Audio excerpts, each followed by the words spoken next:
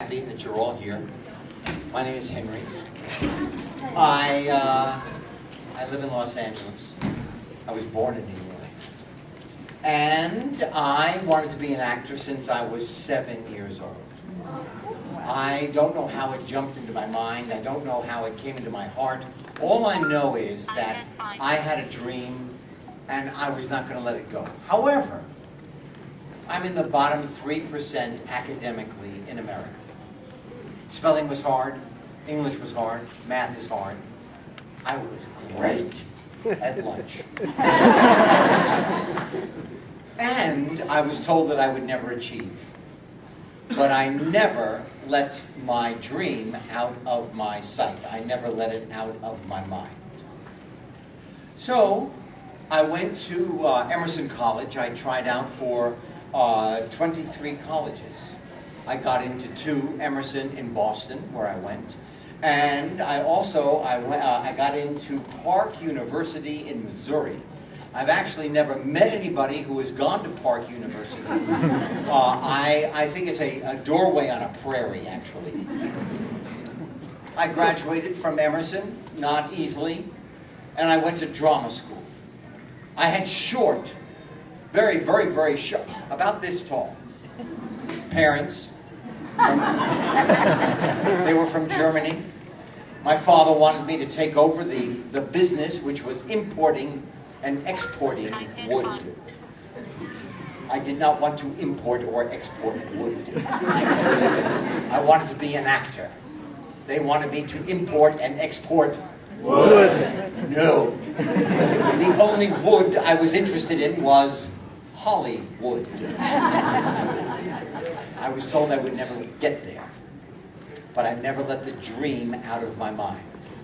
So the first thing I want to say to children that are in this, well, to anybody actually that are here with us in the hall, you have greatness inside you.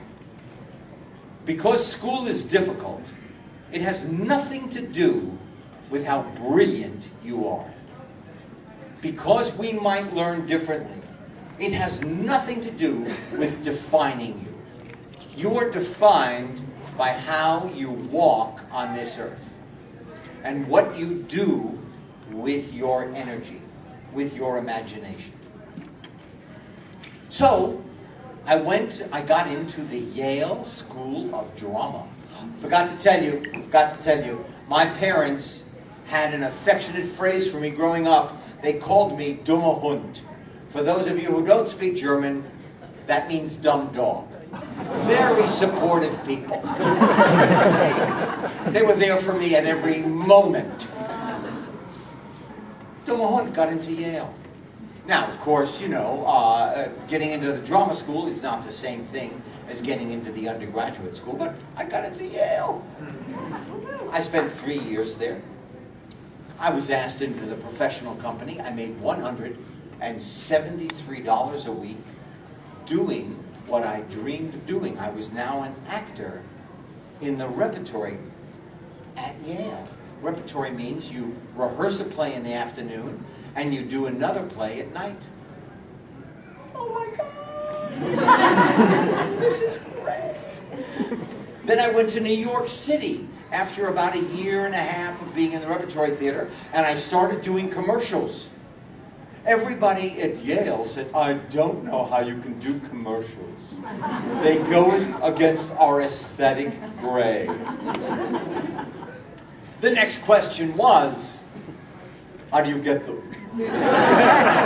Because I was earning a living, I was working in front of a camera, and I was having a great time. So here it is. If you have something in your imagination, and it takes you in a direction that is not breaking the law, that is not hurting somebody, you listen to your instinct because your tummy knows more than your brain. You know, you have something, you want to do it, you've put it off, and your brain is telling you, oh, well, it's too late, oh, well, it's too hard, oh, I guess I can't do that. Here it is. Your brain will try to talk you out of everything. Your tummy knows more than your brain. And I'll tell you something else I learned. You're scared. You have fear. The fear is worse than the reality. The fear of not doing what you want to do is worse than trying to do something you have on your mind. Make sense? Yeah, okay. So I did commercials, I made enough money, I went to California, September 18th, 2:45 in the afternoon, I landed in Los Angeles, American Airlines, but who remembers? I got the Mary Tyler Moore Show. Then I got a new show. Unbelievable. I had 6 lines. I went in and everybody sitting in the room waiting to audition was somebody on television. Oh my God. And then there was Henry, hi, how are you? You look very famous even sitting down. I had hair down to my shoulders. I walked in and I had a sweat stain the size of the Hudson River under my arm. I thought, honesty, best policy. I said, this is in direct correlation to the fear that is running through my body. I had 6 lines. I made the guy that was reading with me sit down on my birthday, October 30th, 1973. When my money ran out, when I had to get back on the plane, when I had to go back to New York City, I got a call and they said, would you like to be on this new show? I said, hey, if you let me show the emotional side to this guy, I mean, you know, when he takes his jacket off, who does he have to be cool for at home? They said yes. I said yes. And oh my goodness, first day on the set, I made a deal with myself. I was not going to comb my hair because every actor who ever played a character like this combed their hair. Had a big belt buckle, had cigarettes in their t-shirt. I was not going to do this. It said in the script, he goes to the mirror and combs his hair. I said to the director, I am so sorry, but I made a deal with myself. I'm not going to comb my hair. I'll do like anything else, but I won't comb my hair. And he said, it says in the script, go comb your hair. Go comb your hair. I walked up to the mirror. I pulled my comb out. I looked at myself in the mirror and I went, hey, I don't have to because it's perfect. And that's how that moment defined the character for the rest of my 10 years of doing. So for 10 years I went, hey. And then I added a word. Whoa. Which I got from my favorite sport at the time, which was horseback riding. Now I love to fly fish for trout. I have no idea what I would do with that sound. Whoosh. So then I had a lull in my acting career because everybody said, wow, we love him. He is so talented, but he was the Fonz. So I was typecast, you know, and I didn't act for about 8 years. And I then became a producer. We did MacGyver. I sold MacGyver to ABC, and now it is back on the air again for the 2nd year. Unbelievable. See, here it is. This is my mantra. If you will it, it is not a dream. If you will it without ambivalence, it is not a dream. I'm so far doing everything I set out to do, just putting one foot in front of the other.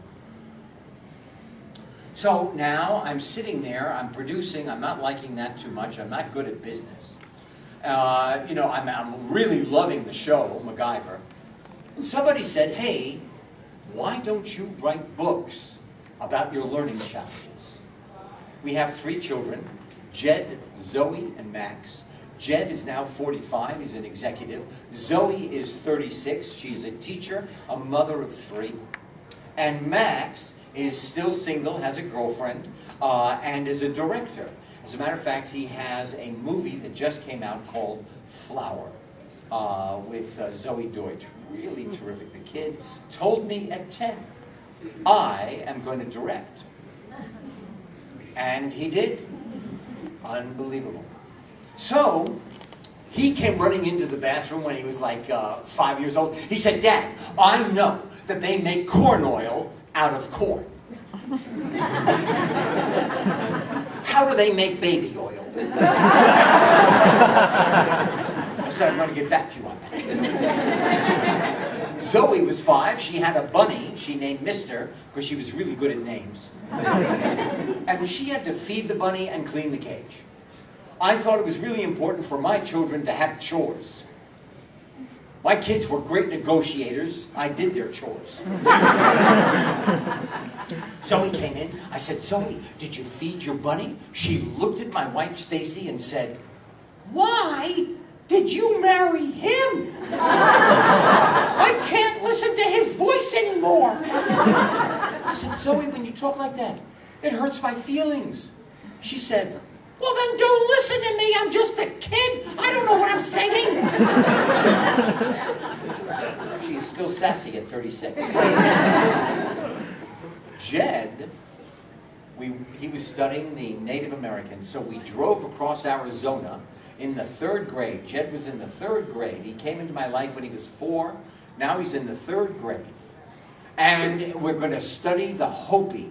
He was studying the Hopi Nation. We went to visit them. The Fonz was respectful to Native Americans. In one episode, you cannot take a picture of the Hopi Nation in Arizona because they believe you're taking their soul. They let me get my camera because I was respectful to Native Americans as the Fonz in one episode. He had to write a report. He wrote 3 sentences. They were smudgy. He erased a hole right in the paper. I said everything to him that was said to me. I said, Jed, you're being lazy. You're not living up to your potential. Go back to your room. He couldn't write the report. So we had him tested. And everything that they said about Jed was true about me. And at 31, I found out I was not a dumme Hund. I was not stupid. I was not lazy. I had something with a name. I had dyslexia. So when there was this lull in my acting career, somebody said, hey, why don't you write books for children? I said, because I believe I'm a dumme Hund. If you say, even in joking, to a child, oh, don't be a moron. Oh, you're silly. Oh, you're stupid. We hear everything you say. I believed it until like last Thursday. But I took a chance and I met Lynn Oliver. We had lunch. We created the character, Hank Zipser, over lunch. We sold 4 novels. We just finished our 32nd novel. Wow. Unbelievable. So I thought maybe this is the 2nd one I ever wrote. They were on the New York Times bestseller list. It's true. I amaze myself. I wake up in the morning, I'm combing my hair, I look in the mirror and I go, oh my God, there he is. So, can I read some to you? Yes. Okay. All right, let me...